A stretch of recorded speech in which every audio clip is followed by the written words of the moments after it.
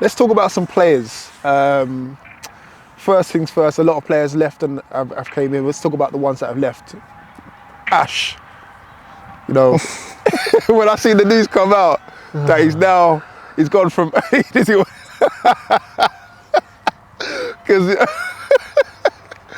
Ash, when I saw the post come out, I was like, wow, really? He's gone from Ash to Bengali Messi now? And I'm like, wow, okay. And then I'm sure you put out a cryptic tweet saying, oh, this will be revealed soon or something like that, or something along those lines. Anyway, talk to you about that. How did Do you that know come what, about? yeah? How did he drop that in the group chat? Do you know what? Boy. Talk to me, Kev. Yeah, do you know what? I actually forgot about that. As in, I actually totally forgot that. You tried to push it to the back of your mind? I actually forgot that conversation, that you would even bring that up. Because I genuinely forgot about it. I weren't going to discuss it until, because we got end of season review coming out and whatever with the managers. Yeah. However, to address it correctly, Ash knows. Ash, we're cool. Did he snake you? Depends how you look at it. Because... Did he tell you before it went out? Not me personally. Ooh. Not me personally. And the thing is, he did speak to management. He did speak to Derek. I feel like things could have been handled a lot differently in the lead up to it actually coming out. Because yeah, he did speak to Derek when everything was transpiring, but he had already spoken to Dons. Okay. And the thing is, me and Ash are cool. I've had no issues with Ash. Ash is a top player. He should be a professional. Yeah. I'm just going to say he's got the capabilities of being a pro. On his day, I don't know a 10 outside of Jermaine Francis and K Runner who can do what Ash does in that position in Sunday League. Right? So we talk on a daily basis. And yeah, the season's been it has been a shambles for us. Yeah. I think that played a big part in his decision to leave at that moment. Do you get what I'm saying? Because we speak every day, and then I was busy for whatever reason. On that Sunday, I was busy. I don't think I was talking to anyone that day. I could see my phone blowing up. I can see but when I'm on Do Not Disturb, no one get in contact with me, please. Yeah. No, just don't bother. Yeah, so in my mind, I'm thinking, this person's calling me, that person's calling me, Derek's trying to call me, and I just left it. The next day, Monday, I was in the office. I spoke to Derek. Derek was like, Kev, have you not heard what's going on? And I was like, what do you mean? What's going on? He said, yeah, Ash. And I was like, yeah, Ash is he's talking about going to SC Dons. And I was like, my first question was, for what? That was my first question. Cup tied, can't play in the Nationals, can't play in London Cup. So I was thinking, for SFL? Really? So then it made me think, okay, you can understand clout and X amount of subscribers and the whole media thing. I understand that. So from a player's point of view, I can understand you want more exposure. You want more eyes on you, because if you're still within a certain age or age bracket, you can become a professional. Who knows? So I think the decision was solely based on... Clout. You think he went for clout? For me personally, because I don't think if Hatch were on the same level in terms of eyes on us, that you leave. Because, yeah, he left us during January and February, but he's been at all of our games in the last X amount of weeks. Didn't he play for you the other day? I'm sure I've seen him in there. He was at the final. We didn't select him. He was at a couple games before that against Brook. He couldn't play because we had X amount of players on the bench. He played against Flyhouse, so he has been with us. So things are not working out as he's seen. The grass wasn't greener on the other side. That's yet to be seen, because we still have to wait and see what happens next season. Because again, but clearly, if he's signed for SC Dons and then he's come back already, not even a season's passed. It depends how you look at it. Have they been playing league matches? I don't know. Have they been playing league matches in the time where we have been playing games? So I think what's going to be key is over the summer, because what happens next season when we're in London Cups, when we're in Nationals? Because once you play for one team, you can't play for the other team, and you can't. And next season, the way we're coming, but the way we're moving next season, we're not going to tolerate in, out, 1 week here. That's not happening next season. It's not happening next season. So it's gonna be a huge decision for himself, because he's a top player, man. Like, but at that time, I think feelings definitely got involved. I'll be real with you. And me, I'm petty. Like I said, I'm petty. I will ghost. I will keep receipts and things like that.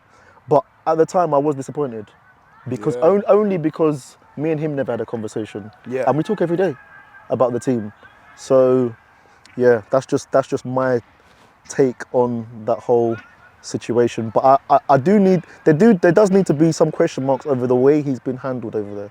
You think they're not treating him right? Because they gave him the rollout. They gave him the social media rollout. But did he start the final? I don't think he started the final. I just watched the game the other day where he got hooked. He started hooked, came back on, and whatever. And I'm like, that could never happen at Hatch, because if you're a player, anyone can. He was a star man at Hatch. Right, but again, that goes back to players think that it's green on the other side. Especially when, like, you know what it is? You know when you're like a bigger fish in a small pond? No disrespect to Hatch. Facts. That was you. That was him, sorry. And then obviously he's gone to SC Dons, where you've got all of these superstars, you know what I'm saying? That I saw when I was at the London Cup final, I was like, wow, these lot are superstars in the fans' eyes. Now you're just one of many. Do you know what I'm saying? So it's a strange one. Like, how do you see it? Like, do you want to be the big fish in the small ponds, winning stuff, or you're one of many, and again, you've not ended up with any silverware this season? 100%. And I don't know about, because I haven't seen a lot of their games since he's gone there. I'll be real with you. I haven't seen a lot of their games. So I don't know if they're advertising him in the same way, or because, like I said, I watched the last couple of episodes against Hatcham. I hardly see him on there. Do you get what I'm saying? Yeah. Whereas he's a key component in our dressing room. Yeah. Like, and that, I look at that, I'm like, how can you be getting any clout from that if your screen time is literally 30 seconds? Yeah. In the whole episode. Again, that's yet to be seen. Well, with Ash going out the door, obviously there was room for someone to come in the door. Pause. And again, someone from your local rivalries. We talked about rivalries earlier. Ade Cole, who once played for Baiteze. Talk to me about that. How did that come about? No comment. What do you mean, no comment? Was he tapping him up or what? Because he wasn't playing at Baiteze at the time, was he? Or was he still on the books? Was he registered? No, okay. He wasn't playing at the time. Because obviously, because he played a lot under Billy's team. And then Tommy came in, made his changes, whatnot. And I believe, I don't know, he might have been playing non-league, so again, he wasn't able to play, whatever. And then obviously Ash went out the door, and then you thought, you know what? Got to bring someone in who can... Alright, so you want to know how it all went down? Come on, man. You want to know how it all went down? This is TV, man. Alright, so basically, Ade's a top player, man. No one can deny that. I just feel like when we played against him, I just feel like Billy's had a certain structure, and it was good. I mean, they were successful, especially in year one. I feel like last season was kind of internal stuff with the ops. Yeah. Which we don't need to get into, but I think there's a divide over there. By the way, I think there's a divide that they need to add. What, old Baiteze versus new Baiteze? I'm not getting into all of that. Nah, come on, we're spilling tea over here. Come on, man. Because I get one thing about me. I don't go out in search of information. I don't. It just comes to it just falls at my plate. Ooh. There's a lot of things about a lot of teams and players that this one's this one wants your number, this one, blah blah, and I'm just like, But the time was right. Long story cut short. Yeah. Ade's a player that we've always wanted at Hatch because we feel like he can fit in with the players that we've got. Look at the midfielders that we have, man. Like, you've got TY, you've got Kirk, you've got Ash, you've got Tyrone who can play in that middle of the park.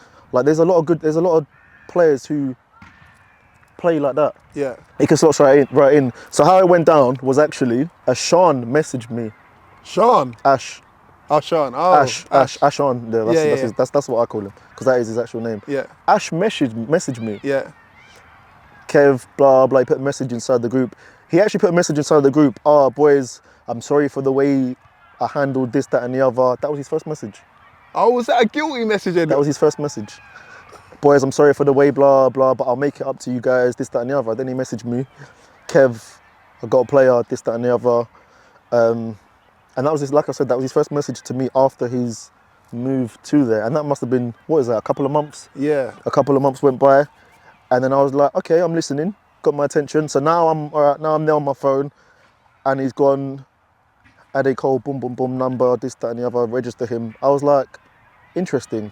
Get him to call me or something along them lines. Anyways, I've messaged Ade, and I was like, right, so what's happening then? Talk to me.